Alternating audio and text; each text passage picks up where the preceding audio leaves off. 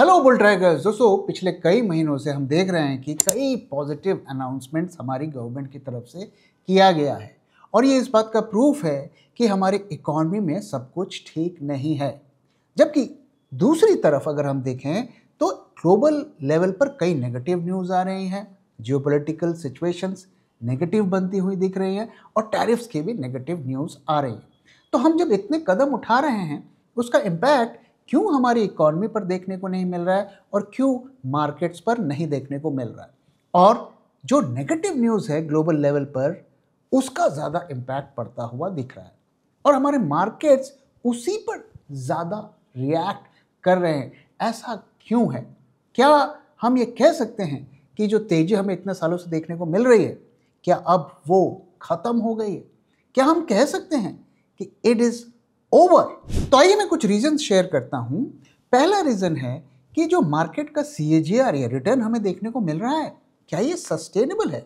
अगर हम Indian markets को देखें तो ये ग्रोइंग मार्केट है, एक डेवलपिंग मार्केट है और डेवलपिंग मार्केट में हमें ग्रोथ ज़्यादा दिखती है।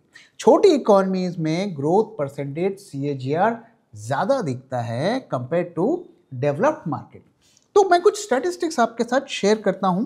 तो 1990 टू 1994 में निफ्टी को अगर हम देखें तो ज़बरदस्त हमें रिटर्न्स देखने को मिले।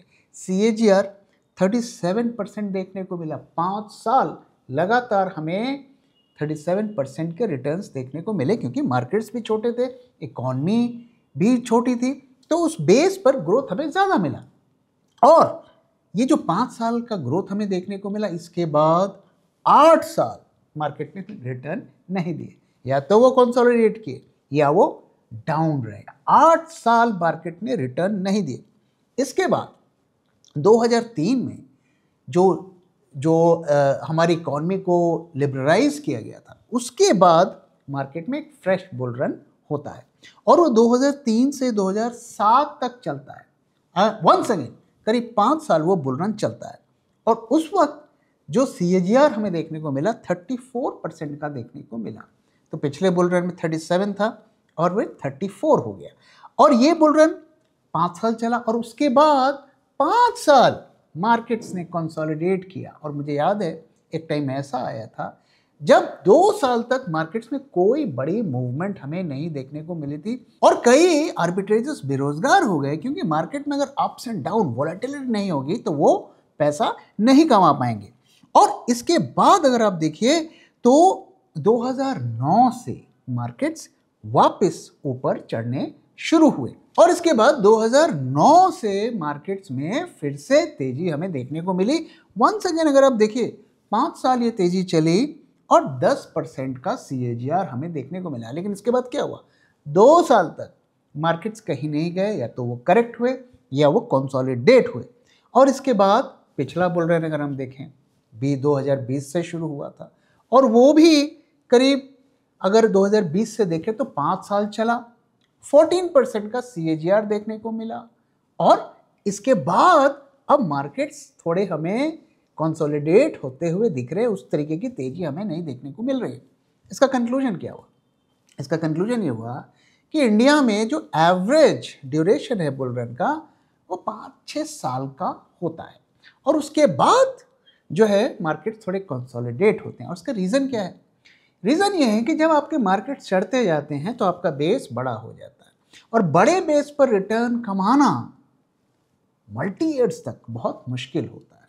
तो हम देख रहे हैं कि किस तरीके से हमारे CAGRs बुल रन के घटते जा रहे हैं। क्यों? क्योंकि हमारा बेस बढ़ता जा रहा है। पहले बुल रन में जो 90 के दशक में था 37% का हमारा CAGR रहा, फिर हमारा 34 का CAGR हो गया, फिर हमारा 10 का हो गया और इस बार 10 से थोड़ा ज़्यादा रहा, करीब 14 हो गया। तो लगभग उसी रेंज में हम कह सकते हैं। तो इसलिए इन रिटर्न्स के बेसिस पर हम ये कंक्लूड कर सकते हैं कि हमारे जो बुल रन की जो एवरेज साइज है हमने उसे पार कर दी है। Now it is time to consolidate and in worst case situation correct from here. दूसरा जो रीजन है वो है GDP का ग्रोथ। तो हम जानते हैं कि GDP की ग्रोथ का खतरा बना हुआ है। पिछले क्वार्टर में तो हमें अच्छे फिगर्स दिख गए, लेकिन उससे पहले क्वार्टर में हमें डिप देखने को मिला था। सरकार भी इसको मानती है और इसीलिए तरह तरह के कदम उठाए जा रहे हैं। और इसका इम्पैक्ट हमारी इकॉनमी पर देखने को मिल रहा है। जॉब्स का संकट है और इसको फिक्स करने के लिए तरह तरीके के कदम उठाए गए। आईटी टैक्स कट कम किया गया, जीएसटी कम किया गया, ये सारा कुछ किया गया। और इसका नतीजा क्या हो रहा है अगर आप देखिए कि कोई भी सेक्टर ग्रो नहीं कर रहा है। हर सेक्टर आके अगर आप देखिए तो जब भी वो उनका रिजल्ट आता है वो यही कह रहे हैं कि कंजम्पशन नहीं बढ़ रहा है। एफएमसीजी की भी वही हालत है, कार्ड्स की भी वही हालत है, कोई सेक्टर इससे अछूता नहीं है। अब ये जो जीएसटी रेट कट्स किए गए हैं इसमें ये कहा जा रहा है कि इससे हमारी जीडीपी में ग्रोथ होगी। जी हाँ, डेफिनेटली होगी, कंजम्पशन भी बढ़ेगा और जीडीपी में वो ट्रांसलेट होगा।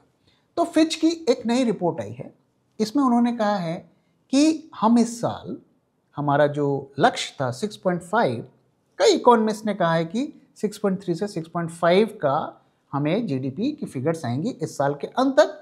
वो उनकी फिगर्स थी जीएसटी रेट कट्स के पहले की। तो इसके बाद इसमें ग्रोथ होगा, 6.9 होगा। लेकिन उन्होंने ये भी कहा है, फिच ने ये भी कहा है कि इसके बाद अगले 2 साल तक डिक्लाइन होगा। तो 6.9 अगर आप देखिए ये जीएसटी कट्स की वजह से होने वाला है, ये ऑलरेडी मार्केट में प्राइस्ड इन है। लेकिन मार्केट तो सिर्फ इस साल के अंत तक का नहीं देखेगा ना, वो तो कम से कम 2-3 साल तक का देखेगा। और उसमें हमें क्या देखने को मिल रहा है, उसमें हमें जीएसटी में डिक्लाइन देखने को मिल रहा है। 6.9 के बाद जो कि बेस्ट केस सिचुएशन है, फिर हमें डिप देखने को मिलेगा 6.3, 6.2। तो इसलिए जीडीपी के फ्रंट में हमें आने वाले सालों में डिक्लाइन देखने को मिल सकता है। और इसीलिए मार्केट्स इतने ज़्यादा एक्साइटेड नहीं है ये सब कट्स की वजह से। अगर ये इतनी पॉजिटिव चीज़ होती तो मार्केट्स जो है अभी करीब 800-900 हज़ार पॉइंट यहाँ से रैली कर चुके होते। ये बात सही है कि उसके बाद भी मार्केट्स धीरे धीरे ऊपर जा रहे हैं और हमने करीब 500 पॉइंट गेन कर लिया है, लेकिन वैसी रैली नहीं है जैसी होनी चाहिए। जून 2024 को अगर आप निफ्टी में पैसे लगाते तो आज आपके रिटर्न्स बनते सिर्फ 6.5%। और अगर आप बुल ट्रैक 2024 पोर्टफोलियो में पैसे लगाते तो आज आपको दुगने से भी ज्यादा रिटर्न मिलता। और गौर करने वाली बात यह है कि पिछले दिनों जो मार्केट में हमें ब्लड बाथ देखने को मिला, उस ब्लड बाथ में भी हमारे पोर्टफोलियो ने लगातार पॉजिटिव रिटर्न्स दिखाए। और ये कोई तुक्का नहीं है, क्योंकि ऐसे ही शानदार रिटर्न्स हमने अपने 2021 पोर्टफोलियो में भी अपने सब्सक्राइबर्स को दिए थे। 2021 के पोर्टफोलियो में 21 में से 7 स्टॉक्स ने 100% से भी ज्यादा पीक रिटर्न्स दिए और 15 स्टॉक्स ने 50% से भी ज्यादा रिटर्न्स दिए। और कई स्टॉक्स जैसे कि भेल and Cochin shipyards multibagger साबित हुए। तो आखिर हम ऐसा कैसे कर पाए? Being a SEBI registered RA, I can tell you, सिर्फ फंडामेंटली स्ट्रॉन्ग स्टॉक को सिलेक्ट करने से ही आपका पोर्टफोलियो ग्रीन में रहेगा, ऐसा जरूरी नहीं।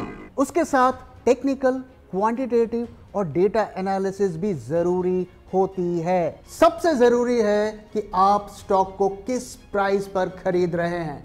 और इसीलिए हर स्टॉक को जो हम बुल ट्रैक पोर्टफोलियो में ऐड करते हैं उसे गुजरना पड़ता है bull track in house research के 10 स्ट्रिंजेंट क्राइटेरिया से, ताकि आपको मिले एक शानदार स्टॉक एक शानदार प्राइस में। तो देर किस बात की, आज ही सब्सक्राइब करिए बुल ट्रैक पोर्टफोलियो को हमारी वेबसाइट bulltrack.in को विजिट करके या स्क्रीन पे दिए हुए नंबर से हमसे कांटेक्ट करिए। Investment in securities market are subject to market risks. Read all the related documents carefully before investing. तीसरा जो फैक्टर है वो है कि हम आईटी सेक्टर में लगाड़ हैं। दोस्तों, इंडिया में अगर आप देखें तो कोई भी नई टेक्नोलॉजी आती है तो हम उसे सबसे पहले अडॉप्ट करते हैं। जब कंप्यूटर्स आए सबसे पहले हमने अडॉप्ट किया। 80 के दशक में स्कूलों में कंप्यूटर्स पहुंच चुके थे और एक क्रांति वहाँ से शुरू हुई। काफ़ी विरोध भी हुआ लेकिन क्रांति शुरू हुई। जब आईटी सर्विसेज का बूम आया, जो .com बबल के बाद, उसको भी हमारे कंट्री ने काफ़ी ज़्यादा अडॉप्ट किया, इंटरनेट को अडॉप्ट किया और इसका फ़ायदा हमें मिला, जॉब्स में मिला, इकॉनमी में मिला और ऑफ कोर्स मार्केट में भी मिला। लेकिन आज जो नई टेक्नोलॉजी आई है एआई, उसमें हम लैगार्ड हो गए हैं, हम पिछड़ गए हैं और हम कई साल पिछड़ गए हैं। आप मुझे बताइए, हम इतने इंजीनियर्स प्रोड्यूस करते हैं, इतने टेक्निकल कॉलेजेस हैं, इंजीनियरिंग कॉलेज हैं, आज हम एआई में क्यों कुछ नहीं कर पाए? क्या हमने डेवलपमेंट किया है? आप मुझे बताइए। जो ये व्हीकल्स, जो ईवीज हैं, ऑटो ड्राइविंग व्हीकल्स, वहाँ पर हम क्या कर रहे हैं? हम कुछ नहीं कर पाए। जबकि जो फॉरेन की कंपनीज ईवीज पे और ऑटो ड्राइविंग कंपनीज जो बना रही हैं, उनके प्रोजेक्ट्स इंडिया में एग्जीक्यूट हो रहे हैं। काफ़ी हद तक उनका जो भी रिसर्च होता है, डेटा होता है, वो हम यहाँ पर आउटसोर्स किया जा रहा है, यहाँ के इंजीनियर्स काम कर रहे हैं, लेकिन हम कुछ क्यों नहीं डेवलप कर पा रहे हैं? और ये एक बड़ी वजह है कि हम फ्यूचर में पिछड़ सकते हैं। साथ ही जो हमारे आईटी इंडस्ट्री होती थी, वो एक संकट के दौर से गुजर रही है, इसको हम नकार नहीं सकते। और ये इंडस्ट्री इतने सारे जॉब्स क्रिएट करती थी और इतना सारा रेवेन्यू लाती थी हमारे सरकार के लिए, वो भी अब खतरे में दिख रहा है। तो इस पे अगर हम अगले 1-2 सालों में कुछ बड़ा नहीं करते हैं, तो मेरा ऐसा मानना है कि हम काफ़ी पिछड़ जाएंगे बाकी लोगों के कंपैरिजन में। हम ये कह सकते हैं कि इतनी सारी तो कंट्रीज़ हैं और उन्होंने नहीं बनाया तो हमने भी नहीं बनाया, तो इसमें क्या, कौन सी बड़ी बात है? लेकिन दोस्तों, हम अपने आप को वर्ल्ड की टॉप इकोनॉमीज़ कहते हैं। हमारे जो कंपटीटर है चाइना, कम से कम उनके साथ तो हमें टक्कर लेनी चाहिए। मैंने अभी कुछ दिन पहले एक वीडियो देखा चाइना का, उसमें वो ऑटोमेटिक ट्रक्स पे रिसर्च कर रहे हैं कि बन चुकी है, उसका ट्रायल कर रहे हैं। मुझे नहीं पता वो सच है कि गलत है। अब सोचिए हम क्या कर रहे हैं। तो इसलिए ये एक नेगेटिव, बहुत बड़ा नेगेटिव फैक्टर है मेरे हिसाब से, और इसमें हमें ज़रूर कुछ करना चाहिए। अगला जो रीज़न है वो है जियोपॉलिटिकल सिचुएशन, खास करके टैरिफ्स। देखिए दोस्तों, अभी खबरें आ रही हैं कि इंडिया यूएसए में फिर से नेगोशिएशन होगा, कुछ हो जाएगा, ये हो जाएगा। आप स्पेकुलेट करते रहिए। द फैक्ट इज कि टैरिफ्स ज़ीरो नहीं होंगी, ये तो क्लियर है, ये हमें एक्सेप्ट करना पड़ेगा। हो सकता है हम 50 से थोड़े गिर जाएं। अब ऐसी भी खबरें आ रही हैं कि ट्रंप अब यूरोप को बोल रहा है कि आप भी टैरिफ लगाओ। तो और हम जानते हैं ट्रंप ने कई बार कहा है, उनके मिनिस्टर्स ने कहा है कि इंडिया जो है आएगा हमसे बात करने को, गिड़गिड़ाएगा। मुझे उम्मीद है कि ऐसा कभी नहीं होगा, हम अपने शर्तों पे काम करेंगे। लेकिन मैंने आपके साथ शेयर किया कि किस तरीके से हम लॉबिंग फर्म को हमने हायर किया है, जो हमारे बिहाफ पर ट्रंप के साथ बात कर रहे हैं। तो अगर हमारी बात हो भी जाती है और हम टैरिफ्स को रिड्यूस कर भी लेते हैं, लेकिन वो ज़ीरो होने वाले नहीं हैं। इसका इम्पैक्ट क्या होगा? इसका इम्पैक्ट ये होगा कि हमारे एक्सपोर्ट्स तो कम होने वाले हैं। जब हमारे एक्सपोर्ट्स कम होंगे तो वो सीधा सीधा हमारी इकॉनमी पर हिट करेगा, हमारी जॉब पे हिट करेगा, और ये हमारी जीडीपी को भी इम्पैक्ट करने ही वाला है। अब देखिए, अभी कुछ दिन पहले लोगों ने ये कहना शुरू कर दिया कि अमेरिकन प्रोडक्ट्स को बॉयकॉट करो, ओके, जो भी फास्ट फूड हैं, कंप्यूटर हैं, उनको मत यूज़ करो। फाइन, अच्छी बात है, लेकिन अब वापस से हम उनसे नेगोशिएशन कर रहे हैं। दूसरी तरफ जो मेड इन चाइना के प्रोडक्ट्स हैं वो तो इंडिया में फ्लड हो रहे हैं। अभी कल की खबर है कि जो उनकी कार मैन्युफैक्चरर है BYD, उनके एग्जीक्यूटिव्स इंडिया में आ रहे हैं और उनकी एक मॉडल, आई थिंक एटो या कुछ नाम है, उनकी स्मॉल कार है EV, वो इंडिया के मार्केट्स में आ रही है। आपको क्या लगता है, उन कंपनीज से क्या हम compete कर पाएंगे प्राइस लेवल पर? और उनके लिए वीज़ा के रूल्स भी रिलैक्स किए जा रहे हैं।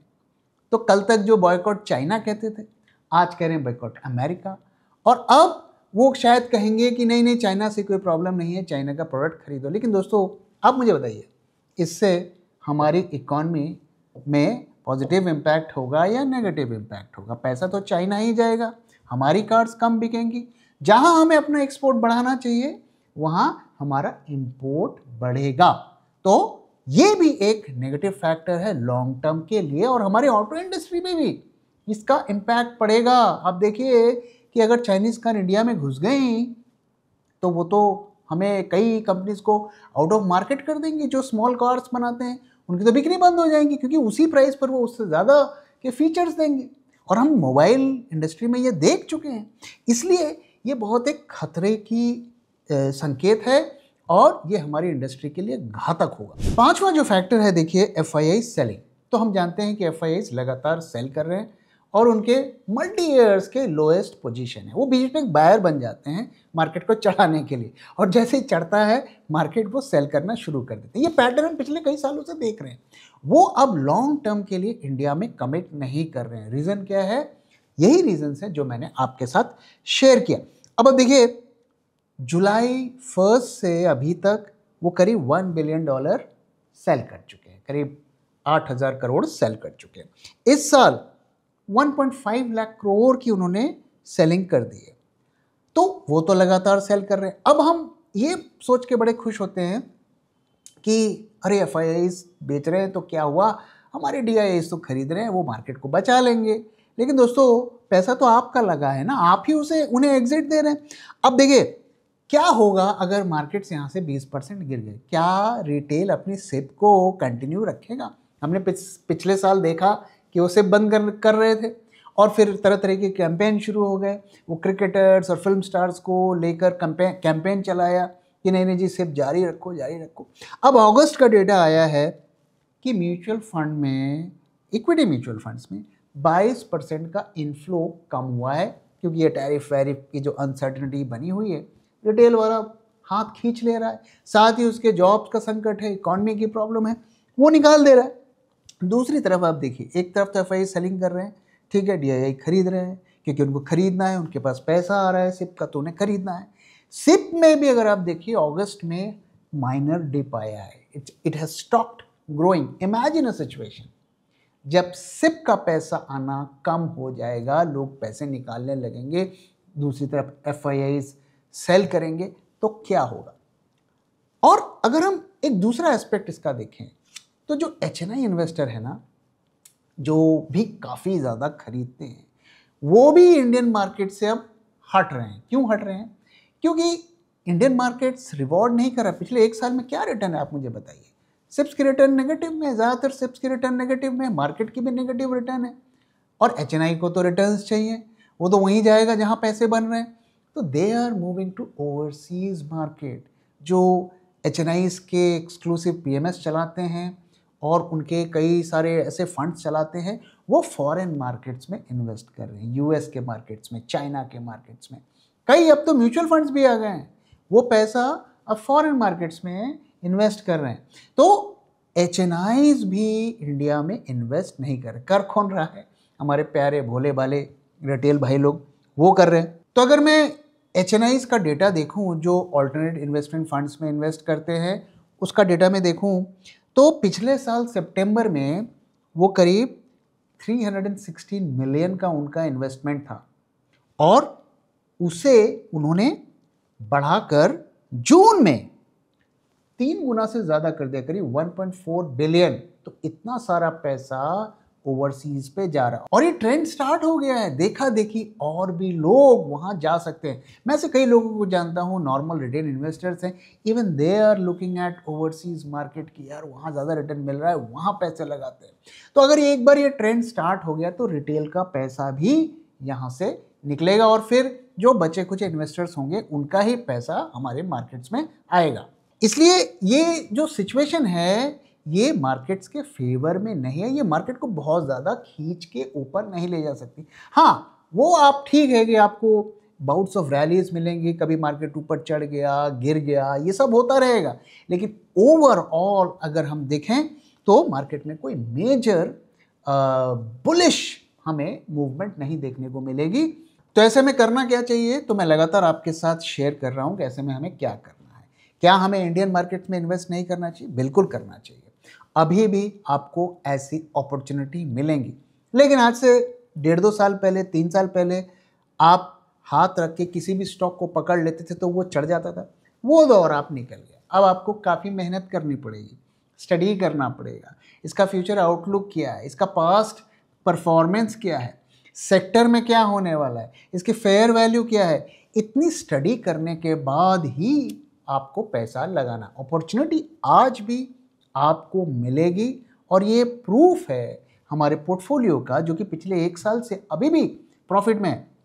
तो अपॉर्चुनिटी आपको खोजनी पड़ेगी, और बहुत मेहनत करनी पड़ेगी, और पेशेंटली वेट करना पड़ेगा कि कंपनी अच्छी है, सब कुछ अच्छा है, सेक्टर अच्छा है, लेकिन इसका प्राइस तो लेवल पर नहीं है, तो उस लेवल के लिए हमें वेट करना पड़ेगा और यही अप्रोच लेके हमें चलना है।